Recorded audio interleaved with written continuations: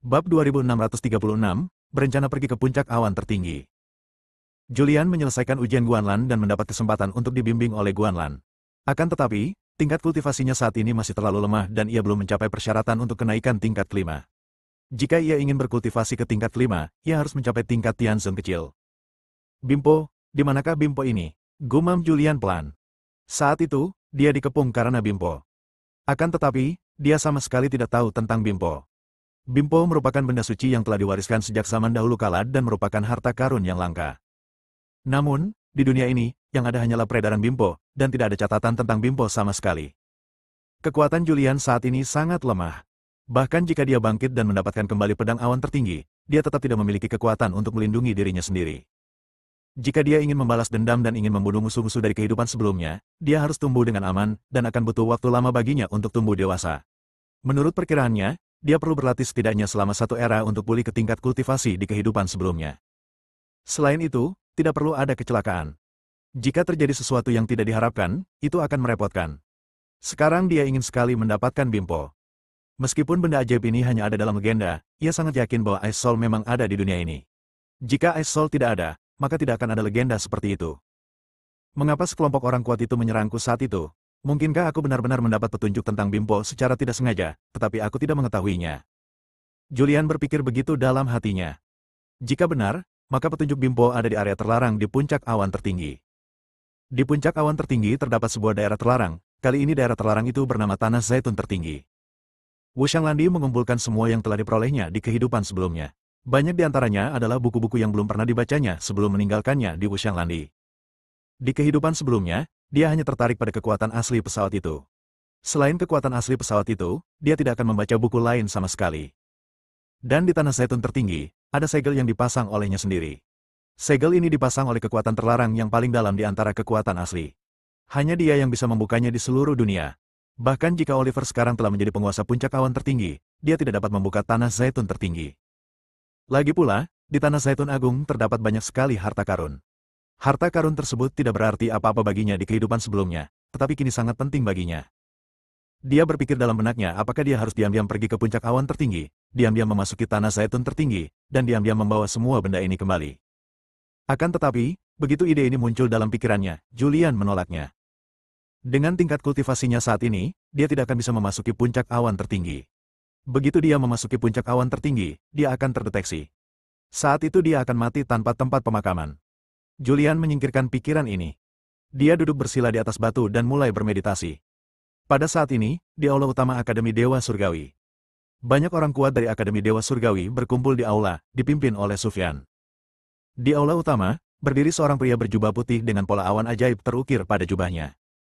Dekan Sufyan, teratai awan tertinggi di puncak awan tertinggi milikku baru-baru ini telah tumbuh dewasa. Master Awan secara khusus mengundang semua pahlawan di dunia untuk berkumpul di puncak awan tertinggi untuk menikmati pemandangan megah teratai awan tertinggi yang sedang mekar penuh. Saat dia berbicara, utusan dari awan tertinggi membawa undangan. Sufyan melambaikan tangannya dengan santai, menerima undangan itu, dan berkata dengan acuh tak acuh, "Baiklah, jika saatnya tiba, rumah sakit kami pasti akan mengirim orang-orang kuat ke puncak awan tertinggi." Utusan dari puncak awan tertinggi tidak tinggal lama dan berbalik. Setelah utusan itu pergi, Dekan Sufyan memandang banyak tetua di aula dan bertanya, siapa yang bersedia pergi? Karam adalah orang pertama yang mundur, diikuti oleh para tetua lainnya. Sufyan berkata tanpa daya, kau tidak ingin pergi. Karam berkata, Supreme Cloud Peak hanya suka melakukan hal-hal mewah seperti ini. Supreme Cloud Lotus memang merupakan harta karun. Setiap kali Supreme Cloud Lotus mekar, Supreme Cloud Peak akan mengundang banyak orang kuat untuk pergi ke Supreme Cloud Peak. Namun, apa gunanya hanya melihatnya? Supreme Cloud Peak tidak mengeluarkan Supreme Cloud Lotus untuk dibagikan. Aku terlalu malas untuk pergi. Bagaimana kalau membiarkan tetua baru, 49, pergi? Seorang tetua menyarankan. Sufyan menggelengkan kepalanya sedikit dan berkata, ini tidak pantas. 49 masih dendam dengan puncak awan tertinggi. Dia mengambil pedang awan tertinggi milik Oliver, dan Oliver sangat tidak puas dengannya.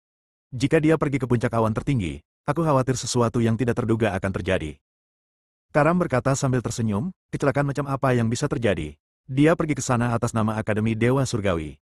Apakah Wu Xiangyunding masih bisa menghadapi tetua 49 di depan semua pahlawan di dunia? Sufyan memikirkannya dan merasa ini masuk akal. Seketika, dia membuka mulutnya dan memerintahkan, beritahukan kepada tetua 49 untuk datang ke aula puncak utama. Mengikuti instruksinya, seorang murid segera pergi ke Jiangsan untuk memberitahu Julian. Julian sedang bermeditasi di perbukitan belakang Jiangsan. Seorang murid dari puncak utama muncul. Penatua 49, dekan mengundang Anda ke aula puncak utama untuk sebuah rapat. Oke. Julian mengangguk pelan, lalu berdiri dan mengikuti para murid puncak utama menuju puncak utama. Ketika dia tiba di aula, dia mendapati banyak orang berkuasa telah berkumpul di sana. Dia menyapa mereka dengan senyuman, lalu berjalan ke tengah aula, menangkupkan kedua tangannya, dan berkata, 49 memberi salam kepada dekan. Sufyan berhenti sejenak dan berkata, Penatua 49, puncak awan tertinggi telah mengirimkan undangan untuk melihat teratai awan tertinggi yang sedang mekar penuh. Apakah Anda bersedia pergi ke sana atas nama Akademi Dewa Surgawi? Hah? Julian sedikit tertegun. Dia hanya berencana untuk pergi ke puncak awan tertinggi, tetapi dia tidak menyangka bahwa puncak awan tertinggi akan mengiriminya undangan. Dekan juga secara khusus mengirimnya ke puncak awan tertinggi atas nama Akademi Tianzhen. Setelah beberapa saat terkejut, Julian tersenyum dan berkata, puncak awan tertinggi adalah salah satu dari 10 kekuatan utama. Saya juga ingin pergi dan melihatnya. Itu yang terbaik. Sufyan melambaikan tangannya dengan santai, dan undangan dari Supreme Cloud Peak melayang ke arah Julian. Julian menerima undangan itu. Sufyan tersenyum dan berkata, meskipun kamu bertaruh dengan Oliver, kali ini kamu mewakili Akademi Dewa Surgawi, dan puncak awan tertinggi tidak ingin melakukan apapun padamu. Julian tidak perlu khawatir tentang ini.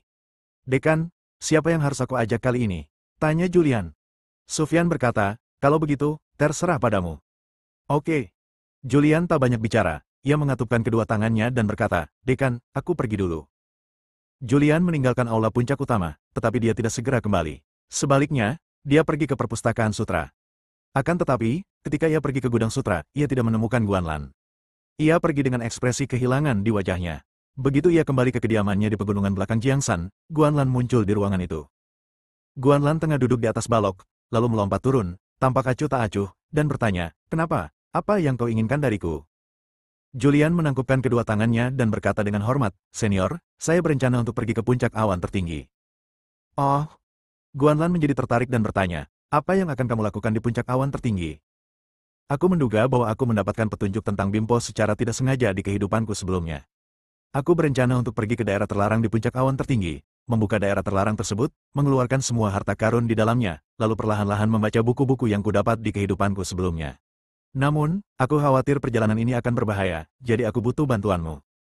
Bocah, jelas-jelas kau ingin aku menjadi pengawalmu. Guanlan tak kuasa menahan diri untuk tidak memarahi. Bab 2637, Latar Belakang Sarah. Julian berkata dengan serius, Senior, Anda bercanda. Bagaimana saya bisa meminta Anda menjadi pengawal saya? Hanya saja pemandangan di puncak awan tertinggi sangat indah. Saya ingin mengajak Anda untuk pergi bersama saya melihat pemandangan yang tak tertandingi di puncak awan tertinggi. Guanlan tahu betul apa yang dipikirkan Julian. Dasar bocah. Guanlan tampak tak berdaya dan berkata, lagi pula, aku tidak ada kerjaan, jadi sebaiknya aku jalan-jalan denganmu. Saat berbicara, Guanlan berubah menjadi pria parubaya. Pakaiannya yang compang camping menjadi indah dan dia tampak sangat berwibawa. Aku masih suka seperti ini. Julian tersenyum. Guanlan berkata, perlu kutegaskan terlebih dahulu bahwa aku hanya akan pergi ke puncak awan tertinggi untuk jalan-jalan.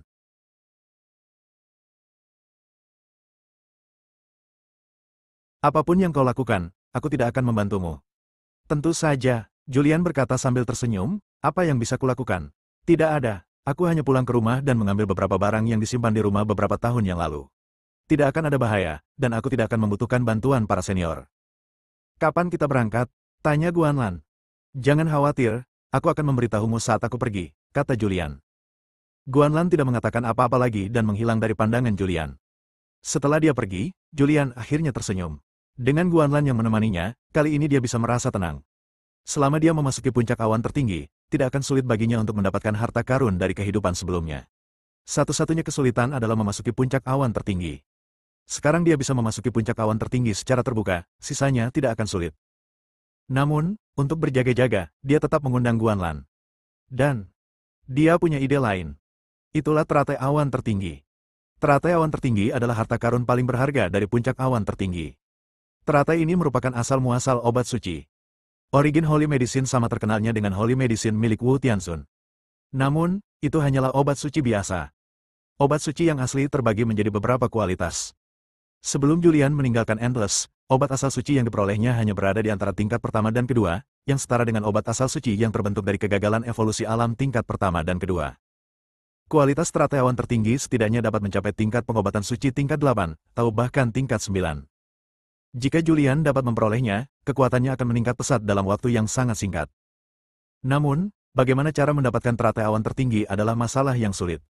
Dia belum menemukan jawabannya, jadi dia membawa Guanlan. Bila perlu, dia akan mendorong Guanlan untuk merebutnya. Saat Guanlan beraksi, tidak ada satu makhluk hidup pun di seluruh puncak awan tertinggi yang mampu melawan. Belum lagi puncak awan tertinggi, bahkan di ribuan bidang atau bahkan bidang pusat, hampir tidak ada makhluk hidup yang mampu menolaknya. Semua bidang, bahkan bidang tengah, berada dalam kegelapan.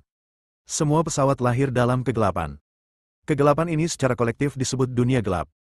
Tidak seorang pun dapat mengatakan apa yang ada di bagian terdalam dunia gelap atau di ujung dunia gelap. Bahkan para Wutiansun yang kuat itu hanya memiliki pemahaman yang dangkal tentang dunia gelap. Dalam pemahaman mereka, kegelapan itu tidak terbatas dan tidak ada makhluk hidup di dalam kegelapan itu. Yang ada hanyalah kekuatan yang membuat makhluk hidup merasa takut. Pada saat ini, pesawat tak berujung. Pesawat tak berujung disembunyikan oleh Julian. Bahkan orang kuat di puncak kekuatan Wutiansun tidak dapat merasakan keberadaan pesawat tak berujung.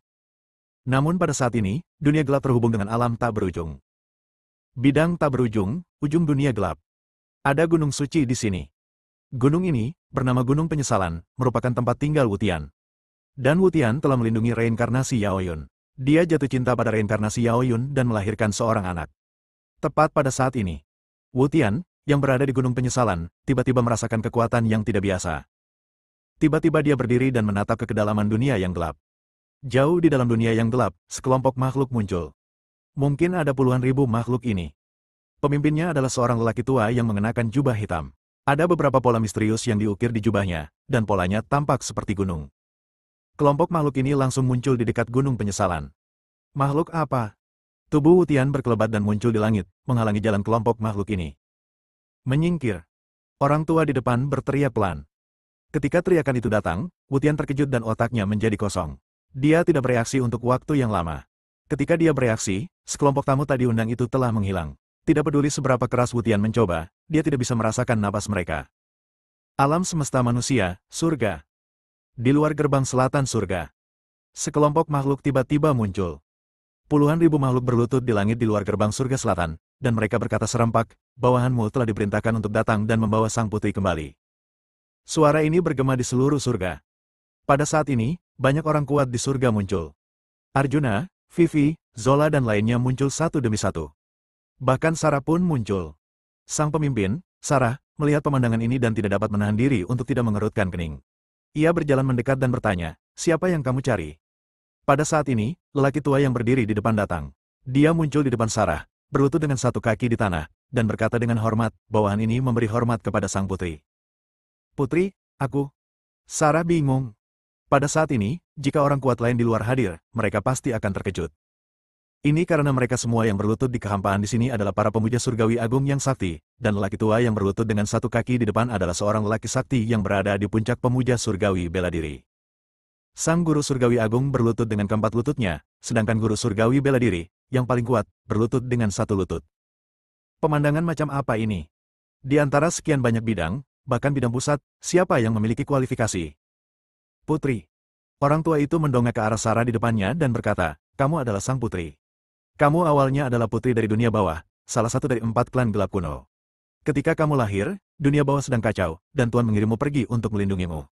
Sekarang setelah kekacauan di dunia bawah telah reda, Tuan telah secara khusus mengirim bawahannya untuk menyambut kembali sang putri. Perkataan orang tua itu menggemparkan seluruh manusia. Meskipun mereka tidak tahu dari mana klan dunia bawah berasal, mereka semua dapat merasakan bahwa puluhan ribu makhluk yang berlutut di depan mereka adalah makhluk yang tidak dapat mereka ganggu. Aura mereka semua sangat kuat dan menakutkan. Saya. Untuk sesaat, Sarah tidak tahu harus berkata apa. Dia telah mendengar dari leluhur darah bahwa dia telah menjemputnya di tepi dunia gelap, tetapi dia tidak tahu apapun tentang identitasnya. Apa yang sedang terjadi? Tanyanya ragu, apa saja 4 klan kuno, dan apa saja klan Hades? Kakek, ceritanya panjang. Sebaiknya kau kembali bersama bawahanmu dulu dan Tuan akan menjelaskannya langsung kepadamu, kata lelaki tua itu. Mendengar ini, Sarah berbalik dan menatap anak-anaknya dan para manusia. Setelah berpikir sejenak, dia berkata, baiklah, aku akan kembali bersamamu setelah aku mengatur segala sesuatunya di alam tanpa akhir. Sarah sudah lama ingin pergi dan menuju ke alam pusat dari ribuan alam untuk mencari Julian, tetapi dia tidak menyangka bahwa keluarganya sendiri akan datang ke rumahnya. Dia juga sangat ingin tahu tentang pengalaman hidupnya sendiri. Apa asal-usul keempat klan kuno ini, dan apa asal-usul klan dunia bawah? Bab 2638, Ras Primitif. Meskipun Julian belum lama pergi, menurut Sarah, dia sudah pergi lama. Dia telah memahami semua kekuatan asli dari pesawat ini dan telah menjadi penguasa di pesawat ini. Dia ingin menemukan Julian. Sekarang, anggota keluarganya sendiri datang ke rumahnya dan ingin membawanya kembali ke dunia bawah. Dia hendak pergi. Akan tetapi, sebelum pergi, seseorang harus mencari master pesawat baru untuk alam tanpa akhir. Penggabungan antara alam tak berujung dan alam memiliki potensi besar dan akan terus berkembang. Di masa depan, alam akan berkembang menjadi alam tingkat 8. Namun, makhluk biasa tidak dapat menekan alam tingkat 8. Sarah perlu menemukan makhluk yang memiliki kekuatan, ambisi, dan kemampuan untuk mengelola alam tanpa akhir. Dia berbalik dan menatap banyak manusia kuat dari pengadilan surgawi di belakangnya. Dia melirik anggota itu satu demi satu. Namun, mereka bukanlah kandidat terbaik. Dalam benaknya, Everett merupakan kandidat terbaik untuk menjadi penguasa baru alam tanpa akhir. Everett memiliki potensi besar, pemahaman tinggi, ambisi dan kemampuan, dan merupakan pilihan terbaik untuk mengelola Endless. Aku akan pergi ke Sekte Duotian. Sarah pergi setelah mengucapkan beberapa patah kata. Saat dia muncul lagi, dia sudah berada di Sekte Duotian. Mama. Sekte Duotian, di aula utama. Begitu Everett melihat Sarah, dia tersenyum cerah dan berkata, sebagai penguasa abadi, kamu sangat sibuk. Bagaimana mungkin kamu punya waktu untuk datang ke Sekte Duotian hari ini? Ikutlah denganku ke bukit belakang untuk berjalan-jalan, kata Sarah. Oke. Everett tersenyum cerah. Sekte Duotian, gunung belakang. Aku siap meninggalkan Endless, kata Sarah. Ah, mau pergi? Everett sedikit tertegun, lalu bertanya, kenapa? Sarah tidak mengatakan alasannya. Dia berkata, sebelum aku pergi, aku harus mencari penguasa abadi yang baru agar abadi dapat mengambil alih alam abadi. Kali ini kau mencariku, jangan bilang kau ingin aku menjadi penguasa keabadian. Ya, Sarah mengangguk dan berkata, setelah memikirkannya, menurutku kamu adalah yang paling cocok. Kamu memiliki potensi besar dan pemahaman yang tinggi. Sekarang, ada terlalu banyak orang jenius di alam tanpa akhir. Di tahun-tahun mendatang, akan ada banyak orang kuat yang muncul. Anggota manusia biasa tidak dapat menekan para jenius ini. Aku yakin kamu memiliki cara untuk menekan mereka dan mengelola alam tanpa akhir dengan baik. Aku pasti tidak akan mengecewakanmu dan akan mengelola Endless Plane dengan baik. Everett segera berbicara dengan penuh percaya diri. Katanya, sekarang aku telah menguasai catatan Dao asal. Meskipun tingkat kultivasiku saat ini tidak terlalu kuat, dengan penguasaan awalku atas catatan Dao asal, ditambah sumber daya yang tak terbatas sekarang, aku akan menjadi orang terkuat di masa depan. Mari ikut saya. Sarah membawa Everett pergi dari Sekte Duotian. Dia membawa Everett ke area inti Endless yang baru, dan memintanya untuk memurnikan kembali kekuatan asli alam Endless dan menjadi penguasa Endless yang baru. Setelah mengatur semua ini, dia kembali ke surga manusia. Di surga, di aula utama. Banyak manusia berkumpul di sini. Mama, Arjuna dan yang lainnya tampak enggan. Sarah menatap mereka dengan ekspresi penuh kasih sayang di wajahnya, dan berkata, setelah aku pergi, kalian harus berlatih dengan baik. Dengan keterampilan sihir yang ditinggalkan oleh Julian, ditambah sumber daya dari alam tak terbatas yang baru, selama kalian berlatih dengan giat, kalian semua dapat memasuki alam yang mulia surgawi agung, atau bahkan lebih tinggi di masa depan. Sarah mengucapkan selamat tinggal kepada banyak anggota pengadilan surgawi. Surga, di luar gerbang selatan surga. Makhluk-makhluk dari dunia bawah telah menunggu di sini. Tunggu Sarah mengatur segalanya. Pada saat ini, Sarah berjalan keluar dari surga. Selamat datang, Putri. Terdengar suara yang nyaring dan jelas. Putri, bisakah kita pergi sekarang? Wu Tianxun yang perkasa berjalan mendekat, membungkuk dengan ekspresi rendah hati di wajahnya. Sarah mengangguk sedikit. Setelah mendapat jawaban Sarah, sebuah kapal perang terbang muncul di luar istana surgawi, dan kemudian Sarah menaiki kapal perang terbang itu dengan dukungan orang-orang kuat yang tak terhitung jumlahnya. Kapal perang terbang itu segera pergi, berlayar keluar dari bidang yang tak berujung itu dan memasuki kegelapan yang luas. Kapal perang terbang, sebuah ruangan. Sarah duduk di kursi di sampingnya, sementara lelaki tua itu berdiri di depannya. Putri, suruh saja aku menyelinap. Ucap lelaki tua itu dengan penuh hormat. Ya, Sarah mengangguk pelan dan bertanya, Sneak, dari mana asal 4 klan gelap kuno itu? Sneak berpikir sejenak dan bertanya, Putri, seberapa banyak yang Anda ketahui tentang dunia ini? Sarah berkata tanpa ragu, dari apa yang aku pahami, dunia ini memiliki ribuan bidang, dan ada satu bidang pusat. Hanya itu, Sneak meliriknya. Sarah juga menatap Sneak dan bertanya, baiklah, ada apa? Apakah ada yang salah? Snake menjelaskan, ada ribuan bidang, dan ada juga bidang pusat, tetapi ini hanya satu sisi. Area gelap lebih luas. Area gelap tidak terbatas, dan semua bidang lahir di area gelap. Dari mana datangnya kegelapan, di mana batas kegelapan, dan apalagi yang tersembunyi dalam kegelapan. Tidak seorang pun dapat mengetahuinya. Bahkan keempat klan kegelapan kuno tidak tahu banyak tentangnya. Dari mana klan kegelapan kuno berasal? Klan kegelapan kuno ini berasal dari alam mana? Tanya Sarah. Snake menjawab, bangsa Dark Ancients tidak berasal dari alam manapun, atau dapat dikatakan bahwa mereka berasal dari alam manapun, karena semua alam lahir dalam kegelapan, dan bangsa Dark Ancients hidup dalam kegelapan. Sarah sedikit mengernyit. Snake melanjutkan, selain dari ribuan alam, masih ada beberapa ruang dalam kegelapan yang cocok untuk makhluk hidup untuk bertahan hidup. Ruang-ruang ini bukanlah alam, tetapi lebih baik dari alam. Makhluk-makhluk dalam ruang-ruang ini lahir sebelum lahirnya alam pertama, jadi makhluk-makhluk ini disebut ras primitif.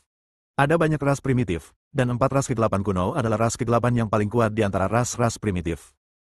Di berbagai alam, bahkan di alam pusat, tidak banyak makhluk yang mengetahui tentang ras primitif dan ras kuno yang gelap. Karena mereka lahir di alam, bahkan jika mereka telah mencapai kultivasi yang hebat, mereka hanya dapat berhubungan dengan alam. Mereka tidak memiliki kesempatan untuk berhubungan dengan ras primitif, apalagi ras gelap.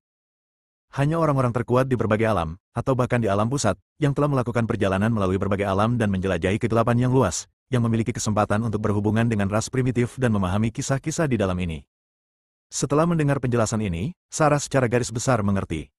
Bagaimana kekuatan orang-orang kuat dari ras primitif dibandingkan dengan kekuatan orang-orang kuat di ribuan dimensi? Tanya Sarah. Snake menjawab, ras primitif umum tidak sekuat alam yang kuat, dan alam pusat bahkan lebih kuat. Namun, ada terlalu banyak ras dan banyak orang kuat di ras primitif. Orang-orang kuat ini lahir terlalu lama, sebelum lahirnya alam pertama. Bahkan jika potensi mereka rata-rata, mereka dapat menjadi orang yang kuat seiring berjalannya waktu. Kalau diutarakan dalam istilah siluman, baik ras primitif maupun berbagai macam pesawat, semuanya sangat kuat dan tidak dapat dibandingkan. Bagaimana dengan 4 klan gelap kuno? Bagaimana mereka dibandingkan dengan dunia yang tak terhitung jumlahnya? Sarah bertanya lagi. Snake tersenyum dan berkata, salah satu dari 4 ras kegelapan kuno dapat menghancurkan ribuan pesawat. Kalimat sederhana ini memberi Sarah pemahaman umum tentang kekuatan 4 klan gelap kuno. Namun, beberapa tokoh kuat lahir di 10.000 alam. Bahkan keempat klan kuno akan waspada terhadap kekuatan tokoh-tokoh kuat ini. Bab 2639, dipaksa. Percakapan sederhana ini membuat Sarah tahu bahwa 4 klan gelap kuno sangat kuat. Akan tetapi, 10.000 alam juga tidak lemah, dan ada pula eksistensi di 10.000 alam yang ditakuti oleh klan kegelapan kuno. Sarah tiba-tiba teringat sesuatu dan bertanya, apakah kamu pernah mendengar tentang catatan Dao asal? Sarah tidak pernah tahu mengapa Julian mengeluarkan begitu banyak kekuatan sihir, dan kekuatan sihir ini datang dari luar alam tak berujung. Julian tidak menceritakan semua ini padanya. Dia sungguh ingin mengetahui hal ini. Catatan Dao asal? Snake sedikit tertegun, menatap Sarah, dan bertanya, kenapa, kamu juga tahu catatan Dao asal? Sarah mengangguk sedikit dan berkata, aku hanya pernah mendengarnya. Snake kemudian menjelaskan, di berbagai alam, ada banyak orang yang berbakat dan kuat, dan orang yang menciptakan catatan Dao asal adalah seorang jenius dengan potensi yang sangat mengerikan. Dia menjadi terkenal dalam waktu yang sangat singkat dan menciptakan serta menyusun catatan Dao asal. Sangat disayangkan sesuatu terjadi, menyebabkan orang yang kuat ini meninggal secara tiba-tiba. Kalau tidak, dengan potensinya, dia akan tumbuh ke tingkat yang ditakuti oleh keempat klan kuno. Ketika Snake membicarakan hal ini, Sarah juga menjadi tertarik dan bertanya, keberadaan macam apa dia? Snake adalah makhluk dari klan Hades, salah satu dari 4 klan kuno. Meskipun ras primitif tidak berpindah-pindah di berbagai bidang, mereka hampir tidak pernah keluar dan hanya bergerak di wilayah mereka sendiri, tetapi ras primitif memiliki badan intelijen mereka sendiri di berbagai bidang. Ras primitif mengetahui hampir segalanya tentang beberapa peristiwa besar yang telah terjadi di berbagai dimensi. Snake menjelaskan, pencipta catatan Dao asal bernama Julian. Dia adalah pencipta puncak awan tertinggi, salah satu dari 10 kekuatan utama di alam pusat. Saya ingat ketika dia jatuh, kultivasinya berada di puncak Wu Tianxun. Kekuatan ini luar biasa bahkan di antara 4 klan kuno. Kekuatan ini dapat menghancurkan banyak ras primitif. Julian. Ekspresi wajah Sarah langsung membeku. Dia menebak banyak kemungkinan. Akan tetapi, tak seorang pun menyangka bahwa Julian adalah pendiri catatan Dao asal, dan tak seorang pun menyangka bahwa di kehidupan sebelumnya Julian ternyata adalah pendiri puncak awan tertinggi, salah satu dari 10 kekuatan teratas di alam pusat. Putri, ada apa? Tanya Snake segera. Tidak ada apa-apa. Sarah bereaksi tepat waktu. Setelah mengetahui identitas Julian, dia tidak bertanya terlalu banyak.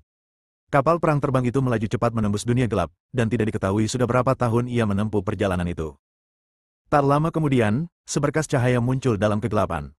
Dalam kegelapan, sebuah benua muncul. Benua ini sangat besar. Ini bukan bidang datar, tetapi sebanding dengan bidang datar. Ini adalah wilayah klan Hadesku, kata Sneak sambil menunjuk ke benua yang muncul dalam kegelapan di depan. Sarah mengangguk sedikit. Di bawah bimbingan Sneak, Sarah kembali ke daerah tempat klan Hades berada, dan dia tiba di Gunung Suci. Gunung Suci ini sangat besar. Di puncak gunung, ada sebuah bangunan megah. Pada saat ini, semua orang kuat dunia bawah berkumpul di aula. Yang pertama adalah seorang pria parubaya berjubah hitam.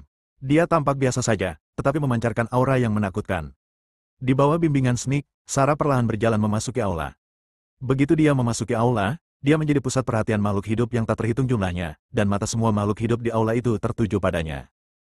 Tatapan mata itu terus tertuju pada Sarah, membuatnya sangat tidak nyaman, tetapi dia tidak mengatakan apa-apa. Sneak berlutut di tanah terlebih dahulu dan berkata, "Tuanku, bawa sang putri kembali dengan selamat." Pria di kursi pertama memandang Sarah yang berdiri di aula, dengan ekspresi khawatir di wajahnya, dan tidak dapat menahan diri untuk berkata, dia benar-benar mirip ibunya. Kamu adalah ayah kandungku." Sarah juga melihat ke arah pria berjubah hitam di kursi pertama. Pria berjubah hitam itu bereaksi, berdiri, berjalan menyusuri lorong, muncul di hadapan Sarah, memegang tangannya, dan berkata dengan ekspresi penuh kasih sayang di wajahnya, "Kamu telah banyak menderita di luar selama bertahun-tahun ini. Baguslah kamu kembali. Baguslah kamu kembali." Menghadapi seorang ayah yang belum pernah ditemuinya, Sarah merasa sedikit jijik. Dia berjuang sedikit untuk melepaskan tangan pria berjubah hitam itu dan mundur beberapa langkah. Pria berjubah hitam itu adalah kepala keluarga Hades saat ini dan salah satu raksasa gelap dari ras asli. Kekuatan kultivasinya sangat mengerikan. Namanya Sagala Hades. Sagala melihat bahwa Sarah melawannya, tetapi dia tidak marah. Sebaliknya, dia tersenyum dan berkata, "Bawa putri itu untuk beristirahat dulu." Tak lama kemudian seorang pembantu datang dan membawa Sarah turun ke bawah untuk beristirahat. Setelah Sarah pergi, seorang pria kuat dari klan dunia bawah berdiri dan berkata, "Tuanku, sekarang setelah sang putri kembali, sudah waktunya untuk membentuk aliansi dengan klan bulu. Klan kita baru saja meredakan pertikaian sipil. Jika kita tidak membentuk aliansi, akan sulit bagi klan kita untuk mendapatkan pijakan di antara ras primitif." "Ya, tuanku, klan bulu juga merupakan salah satu dari 4 klan kuno, dan membentuk aliansi adalah hal yang mendesak." Banyak orang kuat dari dunia bawah saling mengemukakan pendapat mereka satu demi satu. Sagala sedikit mengernyit, lalu mengusap pelipisnya pelan, dan berkata, "Sang putri baru saja kembali. Jika aku memintanya menikah dengan suku bulu sekarang, aku khawatir dia tidak akan setuju." Sang putri tidak bisa tidak setuju. "Sebagai keturunan Hades, kau harus berkorban demi rasmu. Selain itu, klan bulu adalah salah satu dari 4 klan kuno dan sangat kuat. Aku tidak tahu berapa banyak ras primitif yang berusaha keras untuk menikah dengan klan bulu. Ini adalah berkah bagi sang putri. Banyak Hades yang kuat angkat bicara." Sagala berkata, "Mari kita bicarakan nanti." Sarah kembali ke dunia bawah. Dia adalah putri dari dunia bawah dan diperlakukan dengan sangat baik. Bahkan para pelayan dan pembantu yang melayaninya telah mencapai tingkatan Tianzhen kecil, yang merupakan tingkat kultivasi yang jauh lebih tinggi daripada dirinya. Setelah kembali ke klan bulu untuk beberapa waktu, dia bertemu lagi dengan apa yang disebut sebagai ayahnya. Rapi. Sagala memiliki senyum cerah di wajahnya. Duduk di kursi di halaman, Sarah memandang Sagala yang mendekat dan mengangguk sedikit. Sagala berjalan mendekat, duduk di sampingnya, dan mulai mengobrol dengan Sarah, bercerita tentang masa lalu klan Hades dan pertikaian sipil dalam klan Hades. "Sarah, meskipun pertikaian sipil telah berakhir, klan Hades sekarang adalah yang terlemah di antara 4 klan kuno.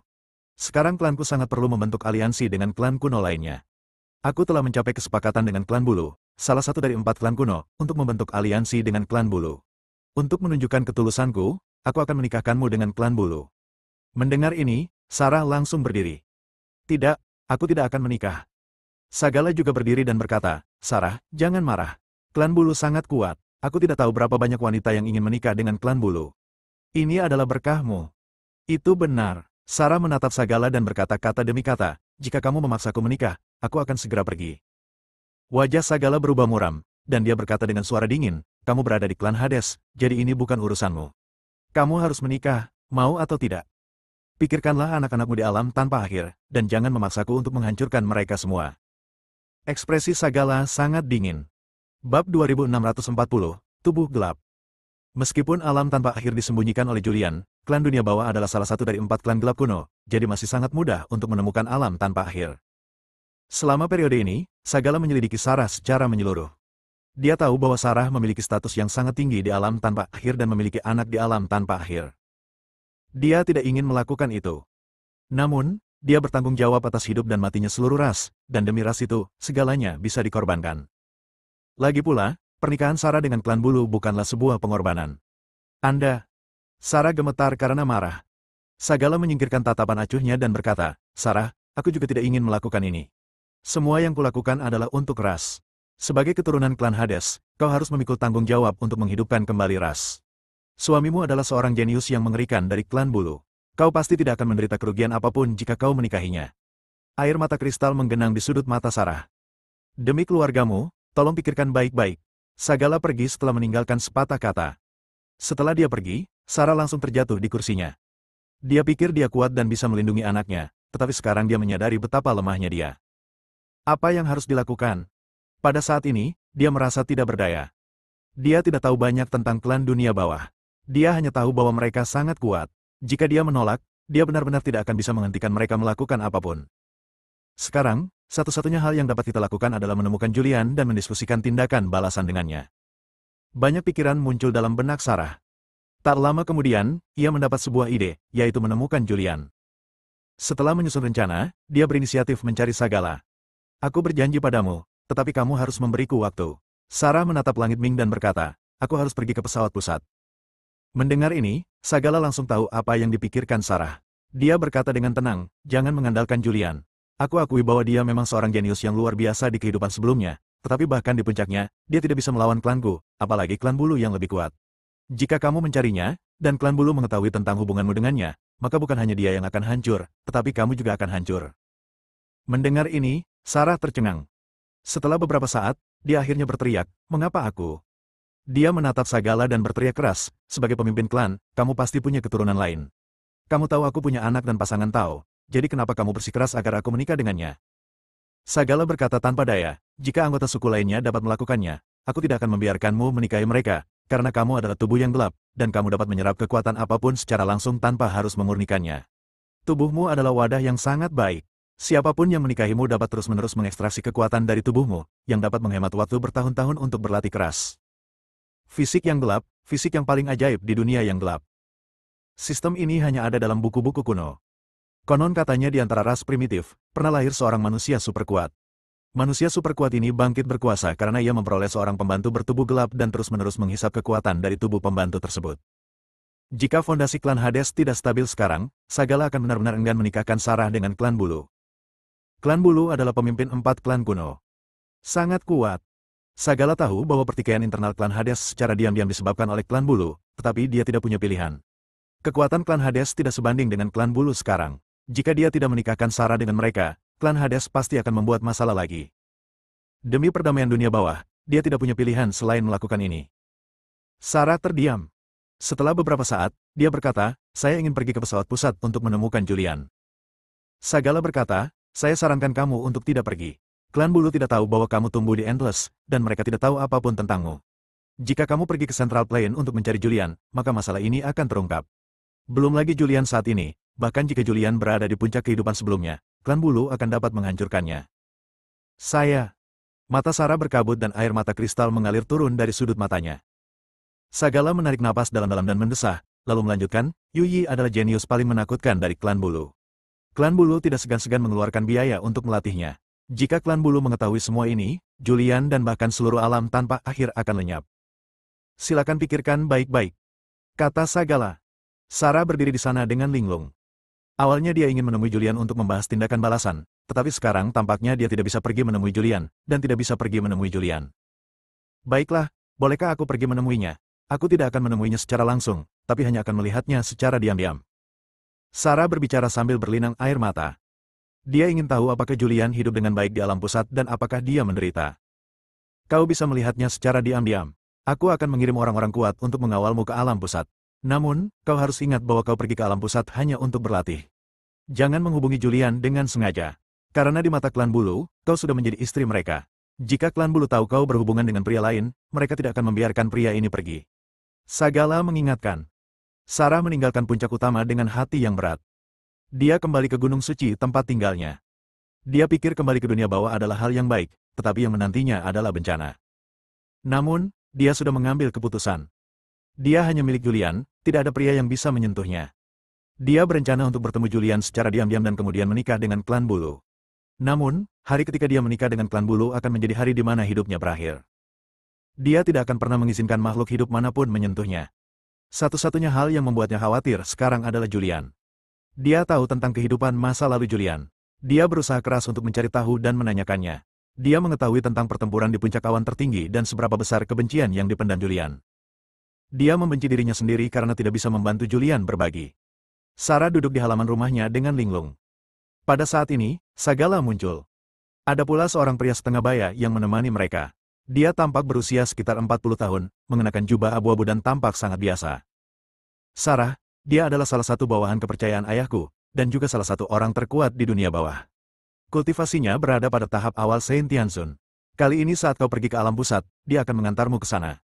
Selama permintaannya tidak terlalu berlebihan, dia akan menyetujuinya. Sagala berkata, menunjuk pria di sampingnya. Tuhan Surgawi yang kudus. Sarah melirik pria di sebelahnya.